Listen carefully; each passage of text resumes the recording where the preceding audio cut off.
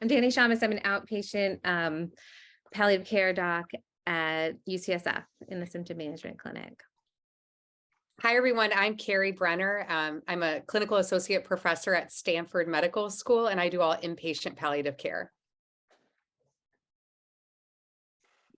Hi, all. My name is Dan Shalev. I'm a predominantly inpatient palliative care attending at Cornell and spend most of my time doing research on palliative care and psychiatry. Hi, I'm Sam Weisblad. I'm the lead hospice team physician, and I do predominantly entirely community hospice in New York City at an agency called VNS Health. Awesome. So the four of us, as you probably figured out from the flyer for the event, are also psychiatrists. We all trained in psychiatry before making our way to palliative care fellowships. And at the end of the webinar, when we do Q&A, we're going to have Carly Zapata join us. She's the fellowship director at UCSF. So if there's any sort of technical logistical questions, she can help with those too. And just to let you guys know up front, our plan today was just for each of us to spend a few minutes telling you a bit about our journey and how we landed in these training paths and these careers, maybe give you a little sense of what some of the pros and the cons have been for us. And then we really want to leave a lot of time at the end for Q&A because it's so deeply important to us that this is actually helpful, actually meaningful to you. So I will kick us off. I did my medical school, my residency in psychiatry, and my palliative medicine fellowship all at UCSF. And like I said, I practice actually part-time right now in palliative medicine at UCSF. And although I personally really love inpatient palliative medicine and I miss a lot of pieces of it, outpatient palliative medicine was actually really well suited schedule-wise to this phase of my life where I have three very little kids with me quite a bit. So I have an outpatient clinic and the symptom management clinic, and I moonlight every once in a while in psychiatry on the weekends, both for a little extra cash and to keep those skills of more intensive psychiatry active. And my path here, it's interesting. I actually fell in love with palliative care as a third-year medical student. And I knew it. I decided like, I'm going to end up in palliative care. And I didn't even know what kind of residency I was going to do. And I really agonized between this decision between internal medicine and psychiatry, because so many people were saying, well, if you know you're going to go to palliative care, it just makes sense to do internal medicine. But I found myself so drawn to learning the skills of psychiatry and being able to bring those skills to palliative medicine. And I found just inside of myself as I was debating that anytime somebody would give me the feedback, just do what calls you most and have faith that you can make it work out, I felt really relieved. And actually, I'll share a funny story is that I emailed Steve Pantelat, the head of palliative care at UCSF, as a third-year medical student with this debate that I was having. And he wrote back this kind reply of, oh, it's a multidisciplinary field. You can get here from any path, do what your heart tells you. And then fast forward 4 years later, he didn't remember me. He didn't know me when I emailed him, and I was interviewing for fellowship. And his first question was, do you think you can handle this career having come from psychiatry? And I got to remind him of his own email and his own words, and that might have helped me get into the program. But anyhow, so I'm not a baseline a risk-averse person. It was an internal challenge for me to deviate from what looked like the well-defined road. Other challenges for me, I guess, psychiatry residency, despite giving me great skills, didn't have any palliative care experiences. And I actually had to work very hard to find a way to create an elective, to convince the people in my program that it made sense. And it was one of our subspecialties. And, I should be able to get exposed to it early. When I came to applying, there were some programs who wouldn't even interview a psychiatrist, which was frustrating for me that from the outside people might question my competence to do the work. And then there was also an internal piece of me that I think not always, I'm past it now, but for a while kind of wanted to prove myself because of that. And I would say the other big challenge for me, at least when I was training, is that I had wonderful mentors in psychiatry who knew psychiatry really well. And I had wonderful mentors in palliative care who knew palliative care really well. And I didn't have any great mentors who could help me with how to integrate those skill sets. And it was such a rich thing to be putting together in my mind. The overlap is so beautiful, which kind of gets to the pros, which for me so deeply offset the challenges. It's really lovely to be a hidden psychiatrist inside of palliative care. There are so many beautiful things that the psychiatry skill set and lens and way of thinking through a person and a psyche, so many beautiful things come when you bring that into just the regular bread and butter palliative care sphere.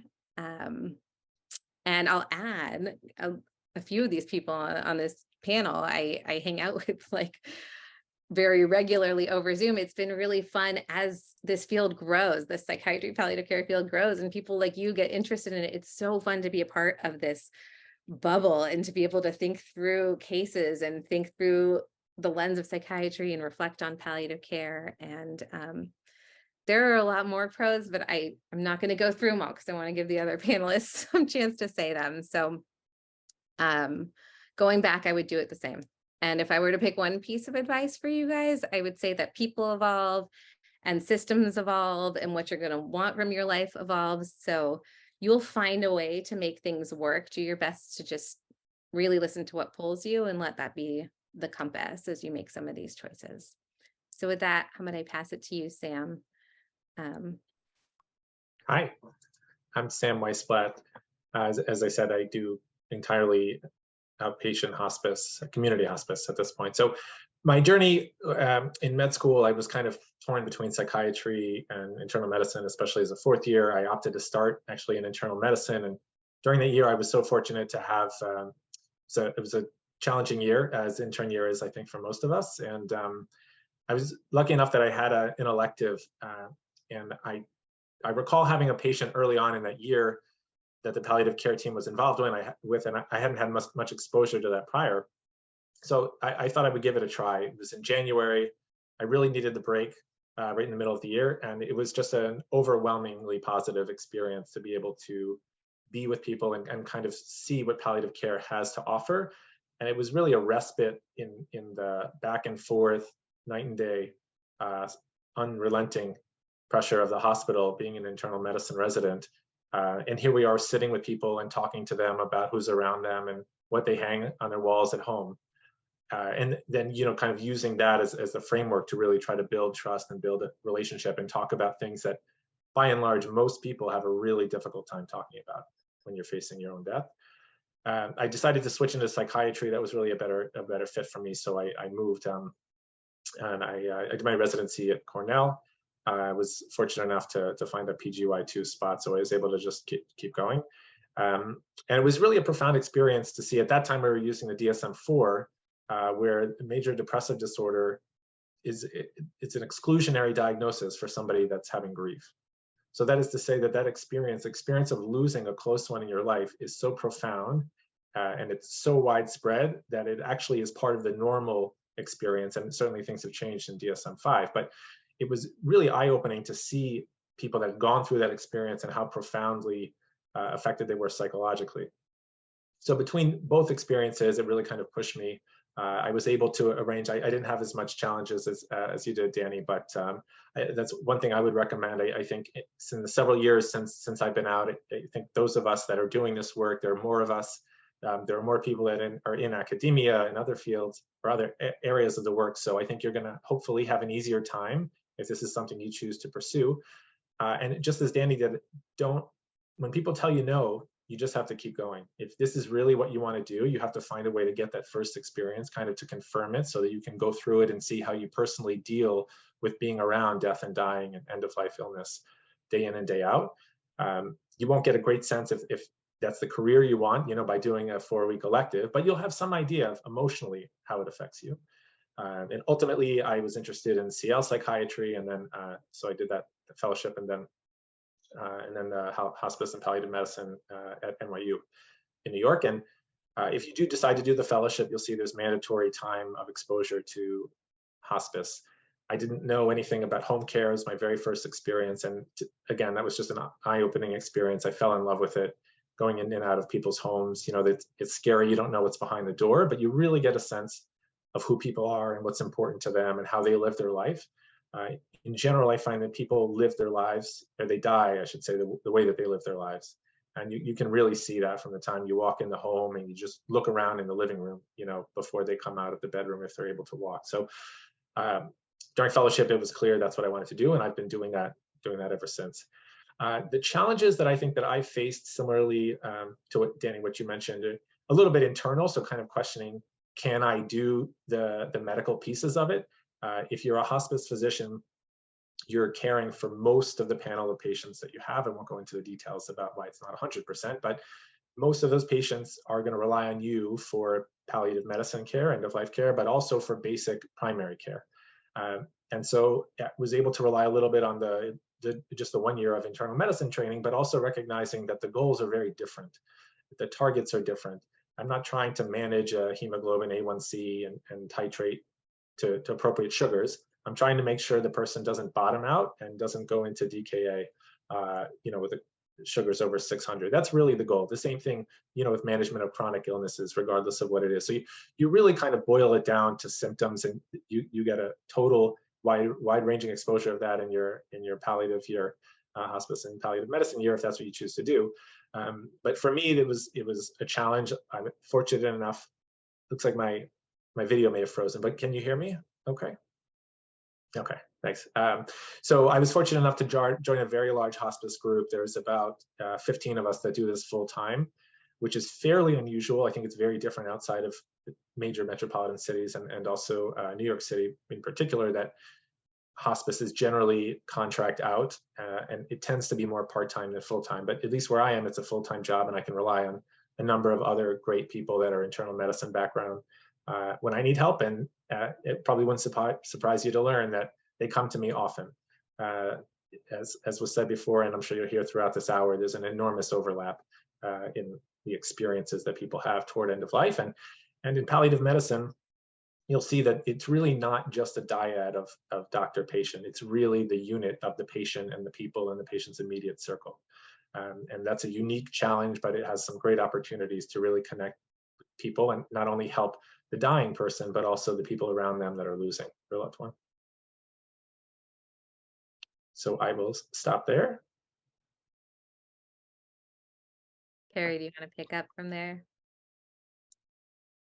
Yeah, I'd love to. Thanks, Dani. I'm looking in the chat right now. First of all, it's wonderful to see almost 30 people in attendance for the seminar, and just shows this growing interest in the subspecialty of thinking about psychiatrists going into the field, which I think all of us have noticed, this brewing, thriving interest, which is just very exciting. I'm also noticing in the chat that most everyone is a psychiatry resident or either a medical student going into psychiatry residency. So hopefully we can really tailor our talk to you and where you are in your training.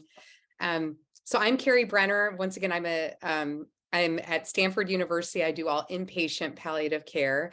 And I'd love to tell you a bit about my journey that led me to this moment. I'm originally from Ohio in the Midwest. I'm still a Midwesterner at heart, although I've spent most of my time on the East Coast and West Coast professionally.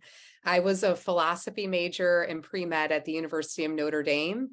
And that kind of began my interest in thinking about existential issues, phenomenological questions, medical ethics, and really that enrichment of being a philosophy major at Notre Dame started helping me think about the whole person.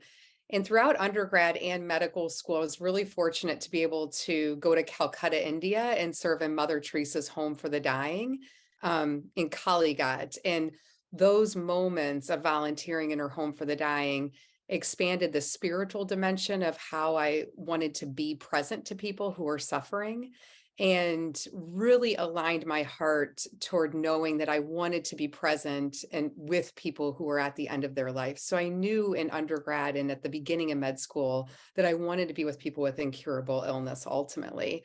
And so I did my medical school studies at Yale, and that was a great program because they have a lot of flexibility in their curriculum. And I was able to do a thesis on the phenomenology of suffering at that time to kind of integrate these phenomenological, existential, spiritual aspects academically into the way that I thought about delivering care to patients. I then went on to residency at MGH in McLean, and I matched in psychiatry residency, but to tell you how much of a struggle this was between internal medicine and psychiatry, I literally interviewed in both psychiatry and internal medicine And up until the day before ranking my list, I was undecided on what I was going to rank first in terms of psychiatry versus internal medicine. Ultimately, I ranked psychiatry first, and spent my time at MGH throughout residency, which was fantastic because I was able to do my intern year at MGH, which I think gave me a really robust, solid training in internal medicine, which was a nice foundation, knowing that ultimately I was hoping to be in palliative care or with patients with serious illness. A couple big decision points along the way for me. So the first one was that decision between internal medicine and psychiatry. And like other people have referenced, there was a lot of pressure at the time to do the tried and true traditional path of internal medicine. And even though I wanted to add on psychiatry, people would say, well, then you should double board. You should do both. You can't just do psychiatry. Now it's a whole new horizon for palliative care. We have so many people coming into our fellowship who are psychiatrists, neurologists, OBGYN, PM&R, family medicine. There's such a wide emergency medicine. There are all these subspecialties that are now transpiring within palliative care, which is just such an exciting time for the field. And I think that comes from the fact that now it is a very new field and a young field overall that's kind of growing out of its adolescence and starting to differentiate itself and getting more substantive with these subspecialties. And so I think that the field is more comfortable now with people coming in from other specialties, knowing that we need to have ambassadors to psychiatry, neurology, OBGYN, all these different spaces where palliative care needs to be present if we're going to really have roots and grow. The second decision point when I was at your stage in residency that was a really tough one was psycho-oncology versus palliative care.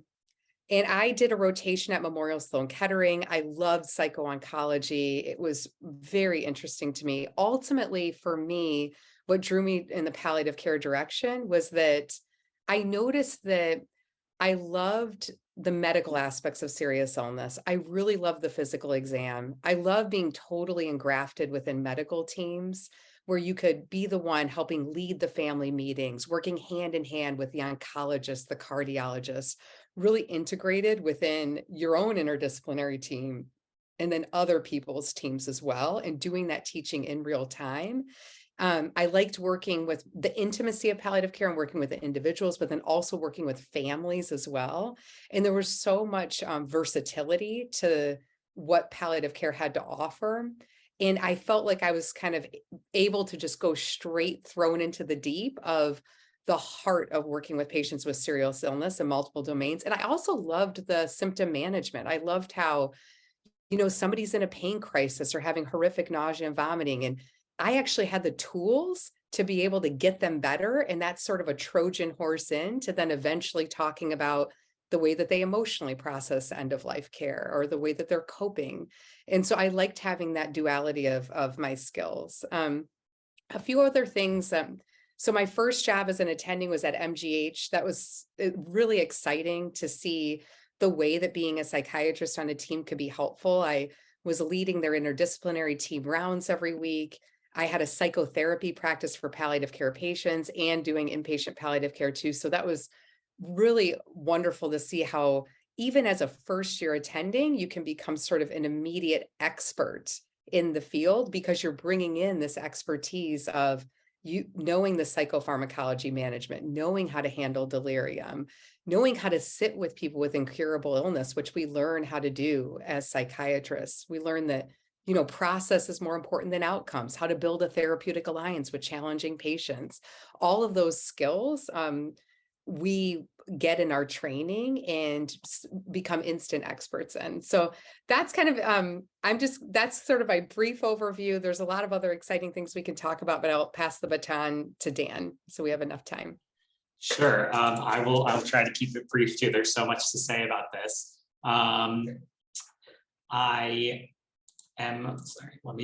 There we go. I'm having video glitches, but so my name's Dan and I work at Cornell where I do some inpatient palliative care, very little outpatient and a tiny bit of psychiatry, but predominantly research.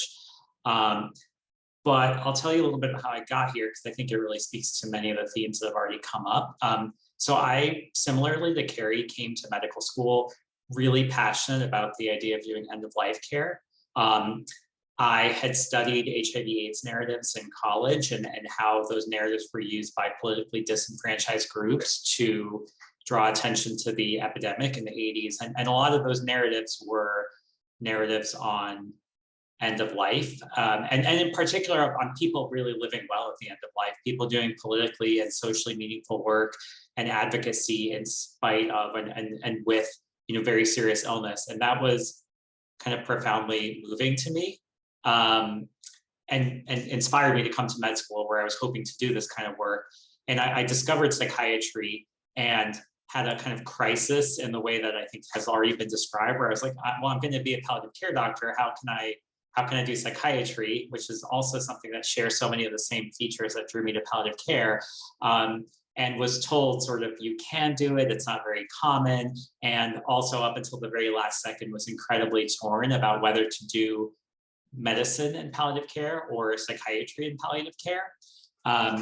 And what actually ended up pushing me towards psychiatry was doing my palliative care rotation as a fourth-year student for a month and just realizing the immensity of the psychological suffering, the psychiatric comorbidity prevalence in folks living with serious illness, and how even in the incredible and profound work that was happening in palliative care, that suffering wasn't yet being fully addressed in a way that seemed like it was meeting the needs of patients and caregivers. And to me, that was very inspiring. It kind of gave me faith that even taking a route that was quote unquote alternative would work out in the end, because the need was there. And so I applied to psychiatry residency with a plan to pursue this path. Did some research and really stayed involved as a resident and did an elective, which I also really encourage folks to do. And I ended up deciding to do a CL rotation before, CL elective, a fellowship. A CL fellowship before I went on to do palliative care. And the reason for that was that I realized as a medical student and as a resident that the need for expertise in this domain was so great, that there was such a gap in folks who really had a deep understanding of the care of folks who have psychiatric needs and serious illness needs, that I needed to be as well trained and as expert as I could possibly be. And I thought that it would help me. Not that you can't do this without CL, obviously, but I thought it'd be helpful to me to sort of build that skill set. And I'm really glad I did, because I often joke that my palliative care fellowship, where I actually was a little anxious I wouldn't really be a psychiatrist anymore, was in a way my most intensive year of psychiatric training I think that I had, because all of a sudden I went from being in an environment where I was surrounded by really smart, experienced psychiatrists, and in my last year of training CL psychiatrists, to being like the expert, even as a fellow. So all of a sudden I was going in with my attendings into really complicated cases in clinic. I was being asked to see all these patients and weigh in. And it was like a very sobering and strange experience to be, on one hand, learning the medicine of palliative care, but on the other hand, sort of the de facto expert in psychiatry among folks with serious illness and at the end of life. And so that was challenging, but it was also incredibly enriching for me, and really let me come into my own, not just as a palliative care doctor, but as a psychiatrist. I knew I was going to love fellowship, but it was a big transition. And I have to say that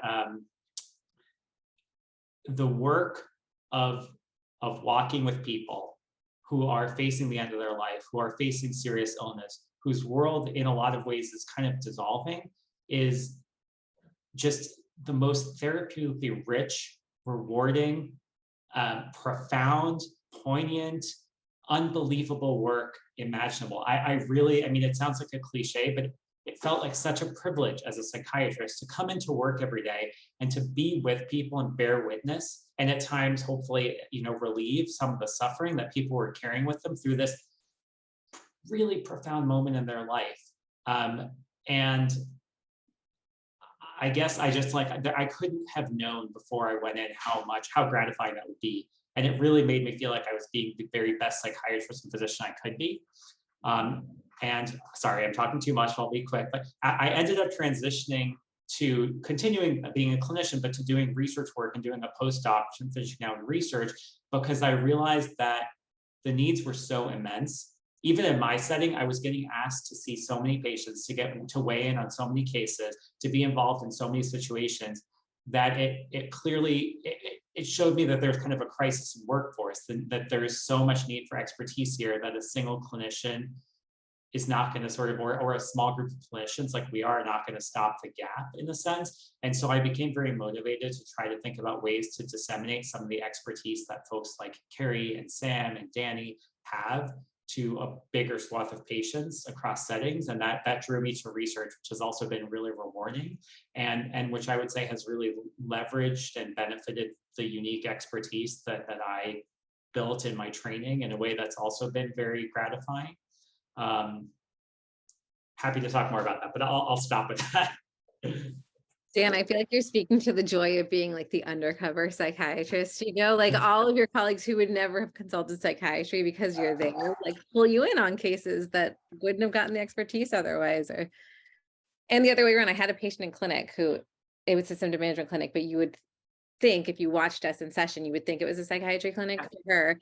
And then finally the other day she said to me, my whole life people said I should find a psychiatrist, but there's no way I would ever connect to a psychiatrist the way I connect to you. And I was so torn, like, should I tell her I'm a psychiatrist? You know, like, will it stop my ability to give her this knowledge base if she knows? But anyhow, sorry, now I'm riffing. So why don't we open it up to, has anyone been monitoring? Yeah, I've been reading through some of the questions, and one that Dan responded to that might be good for us to talk about is just around the particular fellowship programs that are open to psychiatry. Dan, you want to share what you learned, Yeah, so I can say a couple of things about it. One from the research perspective, one from the experiential perspective. From the experiential perspective, when I applied to residency, like I said, I already knew I wanted to do palliative care. I was hyper aware of all of these fellowship websites that said, we either prefer or require folks to have completed training in internal medicine, family medicine. I already knew that I wasn't going to be eligible to do fellowship at Sinai, at MGH, and all of these places. By the time I was a PGY4 and I was applying, those were all gone, and I was invited and interviewed on all the programs. Not that I applied to that many places, but everywhere that I applied, and not just invited, but really warmly welcomed and celebrated for the skill set I was bringing in a way that felt very gratifying. And that's borne out in the data too. So I have a study that we're about to submit of training in psychiatry for palliative care fellows. And one of the questions that we asked was whether fellowship training directors would be open to accepting psychiatrists into their program. And 90-something% of fellowship program directors unequivocally said yes. And so the landscape is very different now than it was a few years ago. And my guess is that folks would really be welcomed and celebrated if they chose to take this path. And I see how programs are actually thirsting for this kind of expertise and knowledge to be infused within their programs, because they see clinically the level of psychiatric comorbidities that we're called upon: anxiety at the end of life, panic attacks, depression, demoralization, delirium, insomnia, fatigue. All of these things are within the wheelhouse: how to run a family meeting well, how to communicate with difficult patients, addiction. All of those things we have such a robust training in as psychiatrists. And I think as the field now has become more developed, it's also become, as palliative care has become more developed, it's become more aware of the dire need to have depth of expertise in those domains. Yeah. Even in ourselves, like I feel like when like certain skills I took for granted in residency, that like literally the ability to sit with distress doesn't come naturally. And I didn't realize how much residency in psychiatry had given me that skill until I found myself in a new setting. But what other questions? Here's another question from Francis. To what extent are there palliative psychiatry fellowships versus palliative medicine fellowships? That's a good question. I might not be the best knowledgeable on this. I know that there was one that I used to know of, right? That was at San Diego Hospice. It was specifically palliative psychiatry. And my understanding is that those are not like board certified type situations. It's just a more in-depth training, and that one doesn't exist anymore. But Dan, Carrie, Sam, do you know of any other? The only thing that I could speak to is when I was applying for fellowship, one of the places I applied, Sinai in New York City, there was a psychiatrist, I think that was the very first that they had at the time, and they actually changed the rotation schedule for that psychiatrist because they were under the impression, as I think many non-psychiatrists are, that psychiatrists can't do this or need their hands held, or whatever the preconceived notions are.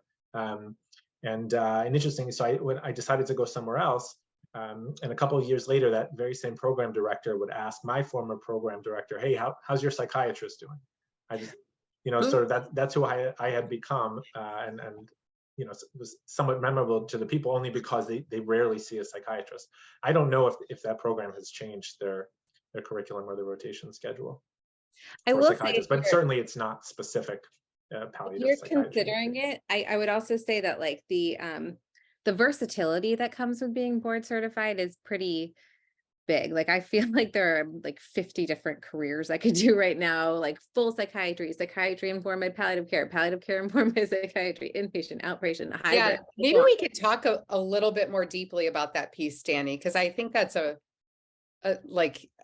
great observation. Yeah, which I don't think you would get if you picked a program that wouldn't board certify you. And I also want to say that Carly Zapata just joined us, the fellowship director at UCSF. Carly, we're excited to have you here. We're in the midst of Q&A, but Carly, I'm going to pose one to you that we just went over, but a question sort of came up about what programs are open to psychiatrists. Are programs like wary of psychiatrists, excited about psychiatrists? So like, how do you feel when a psych applicant lands on your lap? Oh, you're muted though.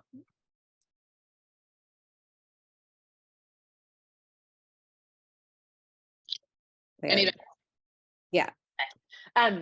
I will say that it's very program specific. And so some programs only accept applicants who have done family medicine or internal medicine. And then there are some programs like us where we accept applicants from literally any specialty. We've had people who are OBGYN trained and radiation oncology trained. Like we're kind of open to everybody. And that is really different from program to program. But I think in our experience, we want people who have all kinds of diversity in their training. And so our tendency is toward the excited part, probably for the reasons that you all have talked about. We have plenty of people who have done medicine and internal medicine. And I think the mental health part of palliative care that we provide is under-provided, as Dani knows. In our, certainly in our practice, we don't have enough psycho-oncologists. We generally don't have enough mental health support. And so we've used somebody who's trained as both in both as being a real asset and has complementary skills to the people who have trained in the more common fields. I don't want to say traditional, of family medicine and internal medicine. And so I would say for us, we're excited to have psychiatry residents apply. We actually just matched a psychiatry resident for our incoming class of 2020. What year is it? 2023, 2024, starting in July. not quite oriented in this new year just yet. Awesome. And sorry to take us back, but then Carrie, let me go back to you because I think you were going to riff on the versatility. But yeah, and that was a question that came up in the chat too, like what job opportunities are available when you have this combination of hospice and palliative medicine and psychiatry. So maybe we can all expound on that. I can start. So in my own 5 years thus far of being an attending, I've been able to have a psychotherapy practice that I chose specifically for palliative care patients only, but I could have just done general psychotherapy. I've done inpatient palliative care. I've led interdisciplinary team rounds. I've done a lot of academic work on the psychological aspects of palliative care. I've also had many, people approach me asking, "Oh, would you be interested in doing addiction, psychiatry within palliative care because of the opiate epidemic, and doing more work in that space?" A lot of, people asking about, "Oh, could you think about building out this communication workshop training because you're a psychiatrist in this space?" Dani, Sam, do you guys want to speak a little bit more? Sure. Certainly the realm of hospice is open. I certainly spoke about my experience, but it was kind of astounding to me to see all of the colleagues and the people that I had met at national conferences. People were staying in palliative medicine, and I don't know what it was about hospice. All of us, if you're trained in hospice and palliative medicine, you've experienced hospice, and so perhaps that leads people to want to stay away from it. But I'm happy to talk more about it if there are any questions. I think it's a fantastic job opportunity. There are a number of reasons why I think it's a great space within hospice and palliative medicine. But certainly those jobs are open to you if you do the hospice and palliative medicine. And I would say working, I think my agency is one of the top 10 largest in the country, certainly the largest in New York. We have 14 or 15 full-time hospice docs, and only half, maybe half, are hospice and palliative medicine trained. So you really can find a way into this field, even if you haven't done the hospice and palliative medicine year. I think it puts you at a significant disadvantage. And I highly, highly recommend the year of training, especially coming as a psychiatrist. You might experience more of the pushback that we've experienced about psychiatrists doing the work, but hospice is certainly open to you. I think also, like, there's the bucket of being a psychiatrist in palliative care, and there's the bucket of being a palliative care doctor in psychiatry. Mm-hmm. You could really go both ways. I think all the four of us here tonight, and maybe we should have gotten a different person on the panel, but we all sort of have chosen to be psychiatrists in palliative care. And I do a little bit of both. Like next weekend, I am attending on the inpatient psych unit. It's going to be my bread and butter, manic admissions and things like that. But for me, it's actually nice to juxtapose them because I know where I'm personally happiest, right? But the flip side of that is there's this other huge need, like severe mental illness. Those patients do not get access to palliative care the way that most of it, like that other patients get access to palliative care. Palliative care is sort of built upon knowing a patient's values and helping their care be based in those values, right? And that's a lot easier with a subset of people who can communicate their values, who have the capacity to make choices that deviate from the do everything choice. That's very, very hard for our severely mentally ill population. So gosh, I can't wait to make friends at some point with somebody who wants to fill that huge need of the job pool too. But really, it's such an extensive amount of ways you could practice this. It's insane.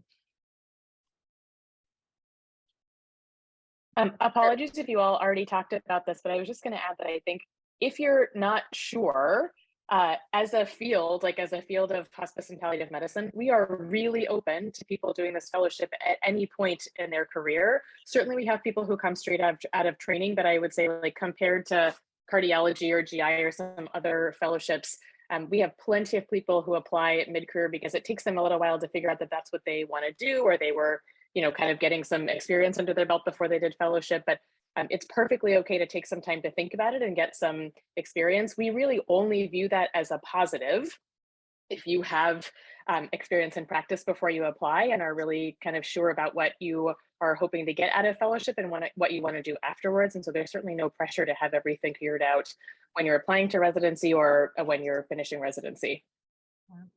And Dan, maybe you can speak to this, but I also have been approached at times about straight consult liaison roles.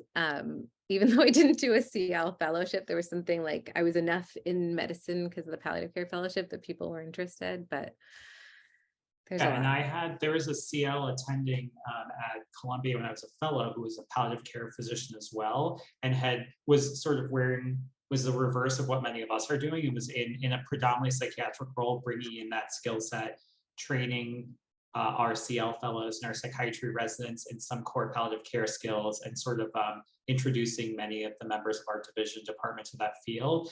And I think that's something that's really wonderful about the palliative care psychiatry combination in general, but really palliative care overall. There are so many clinicians that have done palliative care training and either built careers situated within palliative care, or have done palliative care training and gone back to work even in medicine as hospitalists or as oncologists, and brought that skill set there to train their colleagues in primary palliative care skills. And that is extremely, extremely viable in psychiatry, because psychiatry on its own is already so flexible, and there's not to be overly concrete, but there's a great job market, and that's true in palliative care too. So I really do think if you do this combination, the only limiting factor is what you can imagine and what you find brings you joy, because anything will be open to you anywhere between those two fields.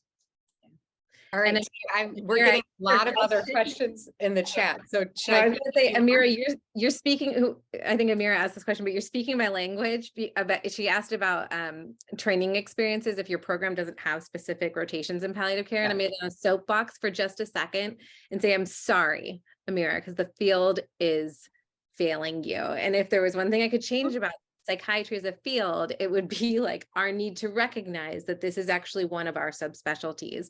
And just like everything else that we give everybody a sampling in and everybody experiencing, we're dropping the ball on this one. So having said that, like, I think be the first person at your program, because once one person does it, it's a lot easier for the other people to do it. And I think in fairness to our training directors, they didn't personally get the experience and they don't feel comfortable in that world. And so it's just not as intuitive. For me personally, I had to build it. Like I had to make an argument with the program director. And then finally, when he said, I understand it, you can do it in fourth year. And I said, no, I want to apply to a fellowship. Like they don't work on the same timeline. I have to do it before fourth year. And I ended up then having to reach out to palliative care and like finding how they got elected people from other rotations. And it took a lot of work, and I'm not going to pretend it didn't. I hope anyone from UCSF listening has had an easier time since then. But anybody else have thoughts for Amira on like, how do you create this experience? Yeah, and how like and is having a solid amount of a palliative care experience necessary to apply for fellowship? That's kind of the part two of the question. I would say, go on. What I think in my experience, obviously, if you can do rotations and bake those in, like Dani said, that's really a foundational thing that could be very helpful. I think part two of that, if for whatever reason you get a lot of resistance from your program director, at least building the relationships with palliative care. So I think for me, those relationships were really critical of being able to reach out to different attendings within palliative care, doing a research project with them, writing a paper with them, having them as my mentors while I was going through my residency program. So they knew me, they knew my values, they could see, a little bit of my work. And so then when it came time to apply for fellowship, I wasn't a foreigner to them. And Dan did a cool initiative, right, where he started doing like joint rounds between psychiatry and palliative care, like trying to find a way to merge the trainees and the training and the communities. And making sure that your psychiatry projects are, we had at MGH, a senior year talk or, different talks that I had to give throughout residency. I was always sort of doing them about death and dying, incurable illness, palliative care like issues. So then, when you're applying, when a fellowship director, and Carly might be able to speak to this, looks at your actual resume and CV, they can see that your interest is actually deep. I'm going to jump. Oh, sorry. Go ahead.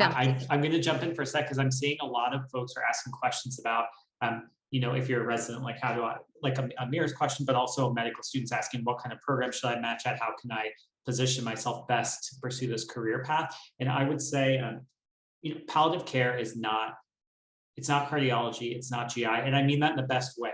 This is not a field where people are going to be judging you based on, your board scores and did you publish 1 million articles with big name people? Like we're looking for people that are passionate about improving the lives of people who are living with serious illness. And we know that people are coming from different geographic areas, from different types of institutions, from different programs. And we celebrate that. It's not like every program is just looking for people from big name academic centers who are on a research trajectory. And so when you're looking at programs, my advice would be go where you're going to be happy and thrive. And I know it sounds like a cliche, but not just in terms of palliative care. If you have an interest in addiction, go to a program that's going to meet that interest, because it's going to make you a better palliative care clinician and a more attractive candidate down the line. If you have an interest in community-based work, pursue that. If you're happiest and do best when you're near family or in a certain geographic area, that's going to make you a better palliative care fellow. It's going to make you a better palliative care physician. So those are the kinds of things that we care about in palliative care. So I wouldn't worry too much about, I need to go to this kind of big name program or I need to do this or that. Do what fuels you and find a way to connect it to your passion for palliative care, and that's going to resonate. One thing that potentially could be helpful, if you can't find specific electives to do, if you're really struggling to carve that out for yourself, I might connect to oncology programs and ask them who they refer to when they have to refer for outpatient psychiatry, and then try to directly connect to those psychiatrists. Most psychiatrists out there, right, are not hospice and palliative medicine trained, and death is all around us. So even general psychiatrists are dealing with death as part of their practice on a day in and day out basis. And spending time with those and learning from those folks is another area where you can get a sense of what is it like to do psychotherapy with someone who's dying or whose child just died, et cetera. And we have, I feel like I want to invite like everyone here to join the AHPM SIG, Yeah. Academy of Hospice and Palliative Medicine. There's like a special interest group for psychosocial and mental health, and I'm running it this year, but we meet regularly. And so like, feel free to come and like find mentors there, hear the types of stuff we're talking about, the stuff we're interested in, like join into our projects. Feel free to email me if you want more information. And Carly, you also may be able to weigh in on this whole, like, if I didn't get to have a lot of experience in palliative care, will that be a hindrance? If I didn't make a mentor in palliative care who can write me one of my letters, will that be a hindrance? If I go to a community program instead of a academic one, will that be a hindrance? I see a few questions in this vein. Yeah, those are all great questions. And I was actually going to echo Daniel's sentiment about go where you will be happy, because if we care about nothing else in palliative care, it's like, we know that time is short and we want you to have spent your time well and spend those 4 years where you're going to be happy kind of regardless of your long-term career plans. And I think to Daniel's point also, it really comes across in people's applications when they have done something that they feel committed to and are passionate about. And so there's no need to kind of go about it in a box checky way, like do what meets your other life goals. And I think, Dani, to your question, we certainly recognize that not everybody has the same access to palliative care experiences before they're applying to fellowship. And really what we're looking to see is that you know enough about what the field looks like to be sure that it's worth your investment to do the training, our investment to train you. And that can even be something, it doesn't have to be a formal palliative care elective. I was thinking, I think, Samuel, you had suggested asking oncology where they were referred for psychiatry. And I was actually going to say the same thing about hospice, that there is lots of space to do hospice volunteer work. And that is like certainly valuable. And having a letter from a hospice medical director certainly counts as, if not a palliative care mentor, counts as someone from the field who is vouching for your interpersonal skills, for the way that you work on an interdisciplinary team, which is really something that we look for in people's applications, is that you've had that experience working on an interdisciplinary team and you value the role of everyone in hospice. Is a great place to test that out. And then if you aren't able to access an elective, I would actually recommend having one of your other letter writers say that somewhere, so that we know that it wasn't just that you didn't get around to it or you didn't feel like it, that so we can really take in that difference in access for you compared to someone else into the equation, and consider how much experience you've been able to get with the resources that you had. And that's perfectly okay, but be as transparent as you can about if you don't have a lot of palliative care experiences, the reasons behind that and the efforts that you made to overcome that, if that makes sense. There's a question in the chat about kind of what subspecialty conferences, what in groups do we belong to? Does anyone want to speak to that? Organizations? Sure. So I would, do you want to go, Dani? Sorry. You go. Oh, I was just going to say, the American Academy of Hospice and Palliative Medicine is sort of our APA, and it's a really wonderful organization. It's very welcoming. It has a lot of resources for trainees and early career folks across different domains: research, clinical, training, anything you can imagine, job searching. And I really I recommend checking that out. ACLP, the Academy of Consultation Liaison Psychiatry, is also really wonderful and has a number of palliative care trained psychiatrists that are in the CL world as well. And finally, if anyone is interested, we'll share our contact information at the end. I have a small listserv of psychiatrists that trained in palliative care and trainees who are interested in pursuing that path. That is a much smaller resource of a very select, not because we're exclusive, but just there aren't that many of us. So it's a smaller cohort of people that may be able to serve in a mentorship role or answer questions for you, and that's open to any folks that are interested. So we'll give information about that as well. And I'll put those into the chat, those two groups Dan mentioned. There's also a certification board within hospice, because most of the hospice physicians around the country are not boarded in hospice and palliative medicine. So I think it's relatively recent, but it's an opportunity to really hone that skill set above and beyond the medical pieces of hospice and palliative medicine. There's an enormous burden of administrative knowledge that you need, fortunately and unfortunately, to be a hospice physician. So that's a separate subgroup within hospice and palliative medicine. If you were to pick just one, I would pick AHPM Mhm. and Dan's listserv. Agreed. Dan's listserv. Because these things you'll realize when you're not a trainee, they start to get really expensive. So you get more selective on memberships you want. Carrie, I feel like this question in the Q&A, it speaks Carrie Brenner to me. How is a psychotherapy session with palliative care patient like? Specifically, are there certain modalities that you find helpful? Also, how to address the time-limited nature of the psychotherapy? I think this builds on what Dan was describing earlier. There is something so profound about being able and privileged, truly privileged, to be able to access patients when they're facing their mortality and transience. It's almost like this, it truly is like a backstage pass into people's lives and what's most important to them.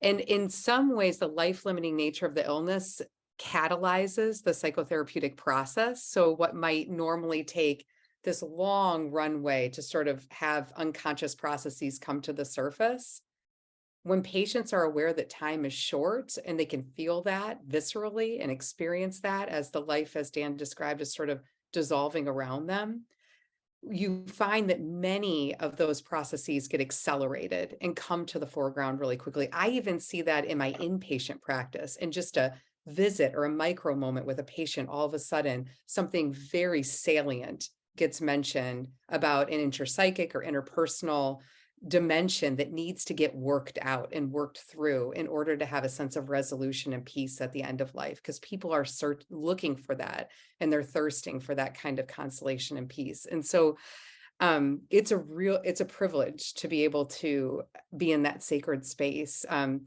Formally as a psychotherapist, when I did it in that work, but then also informally, as we've all described, being sort of hidden psychiatrists within the field. And I think our colleagues who are internal medicine trained feel the same way, and they're thirsting for the skill sets of, what do I do with this? All of a sudden the patient's bringing up this, really rich information that's so psychodynamically important. And I don't know what to say or do next. And that's where our expertise can be really helpful. Yes, there are these formal things like Gary Rodin's calm therapy, Harvey Chachanoff's dignity therapy, Bill Breitbart's meaning-centered psychotherapy. Those are all awesome interventions that I think inform our field on how we face end-of-life work. I think different people are magnetized to different ones. And yet there's a space for just truly just having some like psychodynamic knowledge, and how do you infuse that within mainstream palliative care too, and not necessarily doing a formal intervention. And I would say, like, in outpatient palliative care, even though it's not psychotherapy, I don't think I make it through a clinic without using psychotherapy skills. Like, people are having to tolerate uncertainty, like anxious people who are controlling in their world are coming to me and the rug's been pulled out, right? And I can sit with them and we can do some ACT, and we can talk about, like, how do we tolerate that? We can talk about dialectics, we can do some DBT. Yes. Like, there's so many, like simple CBT method just in one session. Yeah, totally. CBT, we can talk about, like mantras, or okay, when, like, there's just so much stuff. It's so rich. Like, I feel like I'm doing psychotherapy so much. And I laugh sometimes with our psycho-onc people, because they're like, wait, we're passing back and forth this patient, and we're both sort of doing the same thing. But there's so much opportunity with that. Oh, sorry, Dani. yeah, no, you go. Oh, I was going to say that also creates so many opportunities for really rewarding teaching and scholarship. So just like looking at this other three folks I'm with, Carrie and I wrote a series of papers on basically psychotherapeutic aspects of palliative care, along with some of our colleagues, which was so fun and such an interesting experience. Dani, Carrie, and I are involved in a number of initiatives and projects right now teaching some of these psychotherapeutic skills in the palliative care world. Sam was involved in the paper series and helped to write the sort of hospice end of life psychological aspects paper. So there is a huge amount of room to do educational, scholarly, and research work around these topics because it's such a new and exciting area in the field. And to me, that's very fun and resonant. It creates a lot of room for fellowship between like-minded colleagues and for variety in my day-to-day work. So.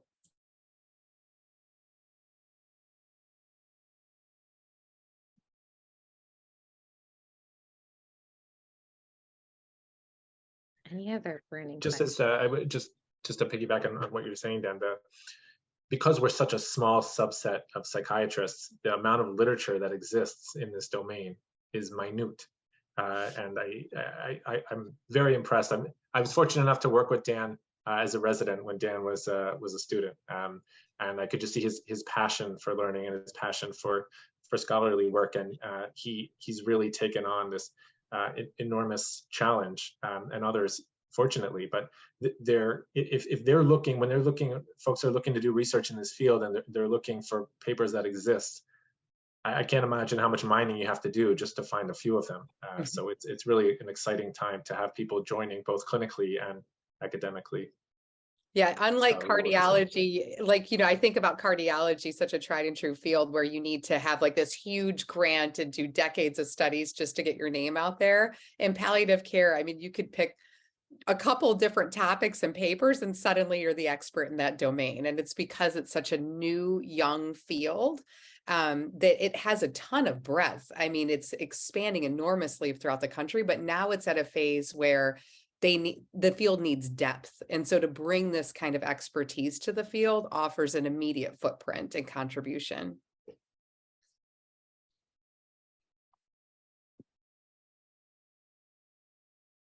And I don't want any of you out there, if you don't have one of us at your institution, I don't want any of you out there to, when you're going through this path, to feel like you don't have someone to help integrate this, right? So like reach out to us. Yeah. Like we're not just in our institutions, we're all in this together, and we're so excited you guys are interested in this field. And if there's enough of us, like maybe we'll meet regularly, and wouldn't that be fun? And we can, process the experiences as you go. And so reach out to us. Dani, a final question that came up here was somebody had mentioned the use of featured films to train clinicians to be of help with patients, something like, Tuesdays with Maury, Shadowlands, Wit, Departures. Any other films or even like lay books that come to mind?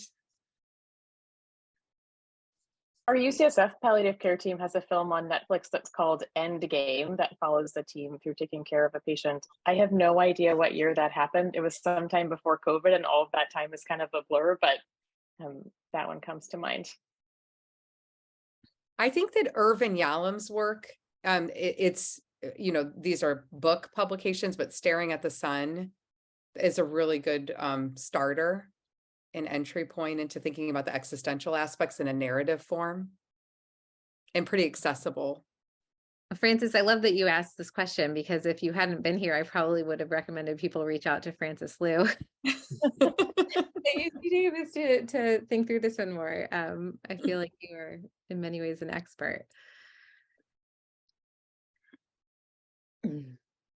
Really quickly, we have a couple of minutes. I'm just seeing Layla asked about the difference between psych oncology and palliative care, which we talked a little about, but I'm happy for us to weigh in a bit. I can say, having done a CL fellowship, that there's a lot of overlap, and part of it is also what you do as a clinician, but probably psych oncology, the frame is going to be really psychiatric, and it's that, you may attend to physical symptoms as part of that, but you're really going to be seeing someone in the context of the psychiatric frame that and love. In palliative care, it's a different frame. You're touching patients, you're attending to their physical needs, often first and foremost, because if someone is in extreme physical distress, you're not going to be able to do a lot of the other work that you need to do. You're going to be thinking a lot about the medical. So in a similar way to CL, but maybe even more so. And I would say also palliative care is more I don't want to say more interdisciplinary because that sounds pejorative towards psycho-oncology. I think for most psycho-oncology roles, you're a little bit more isolated in the work you do, which can be a good thing for some people. It's a little bit more of a one-person endeavor. You know, the psychiatric frame is very much like patient and clinician, and you may be interfacing with the oncologist you're liaising with, but you're basically one-on-one with the patient. The palliative care frame is really different. Most palliative care work is really a team sport. You're working super closely with other prescribing clinicians like nurses and physicians, with chaplains, with social workers. And so there's a lot more emphasis on the team aspect of it, which I really love, but I'm sure for some people, they like sort of being in control and having that smaller frame. I don't know what everyone else thinks. Those are really great points. Sorry. The other thing to think about is how you like working. So similarly to what Dan's talking about, but if you're practicing as a psychiatrist embedded within a cancer clinic or a cardiology clinic, at times you can be looked at as sort of you're held on a string. You're the puppet on the string, and you're expected to move when other people are pulling at you. Unfortunately, that's not so uncommon.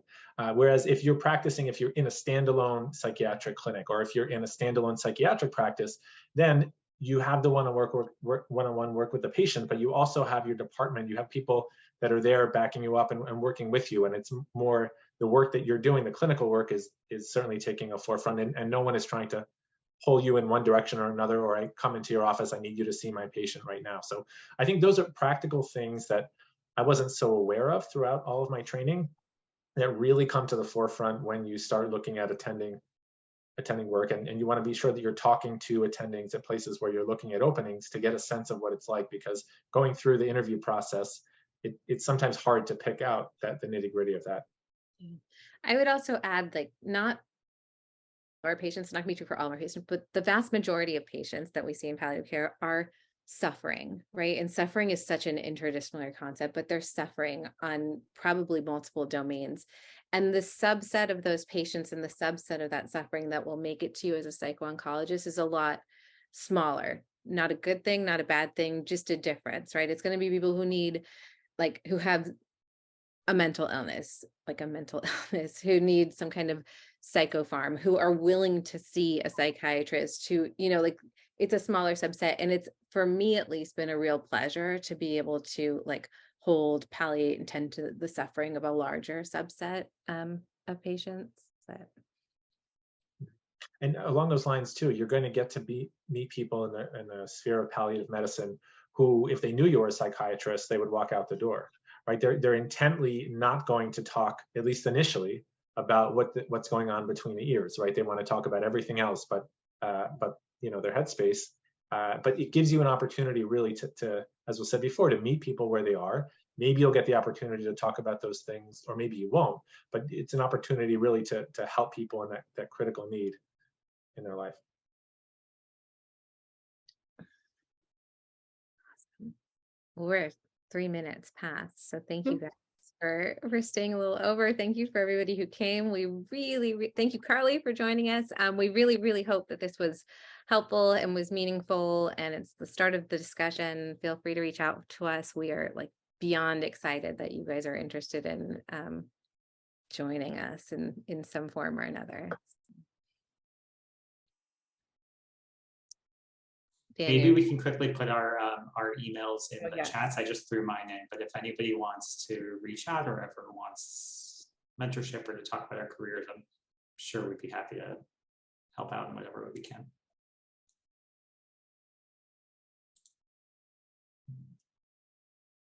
The future is bright. It's such a pleasure to get to see so many folks who are excited and passionate about this stuff. So this is really wonderful. Exactly. It's so great to hear, you know, from several years ago, well, this is what it was like when I was applying, right? And now things sound like they're really changing for the better.